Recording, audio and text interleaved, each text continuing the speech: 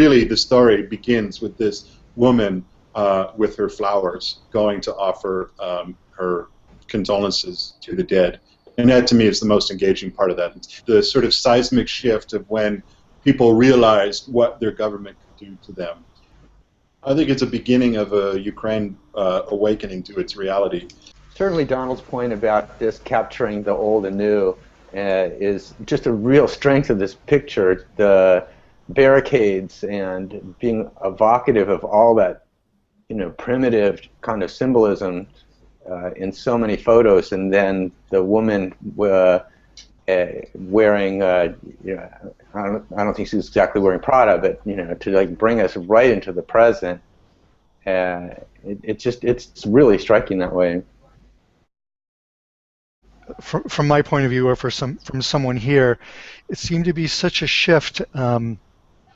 It seemed like once they started shooting people, the Maidan protesters won. I mean, it was obviously horrific and tragic when this image came out, and it was when they were bringing the flowers and setting up the memorials for the people who'd been killed by the snipers. It was just such a change of imagery that everyone realized the tone had really changed. There was just such a dominance of the dark, smoky, violent imagery that we were getting that almost looked medieval, and all of a sudden we're brought back to a modern day European city with people dressed fashionably going out.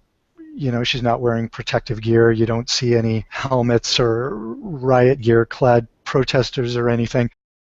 The smoke has cleared, so we see the landmarks much more clearly in the photo, and I think there's a kind of a juxtaposition of the young woman with the flowers and the statue anchoring the square. So both of them, I think, work allegorically, because we don't really know who this woman is, but she's a young woman, and kind of like in advertising and travel photography, you have a young female figure anchoring the landscape.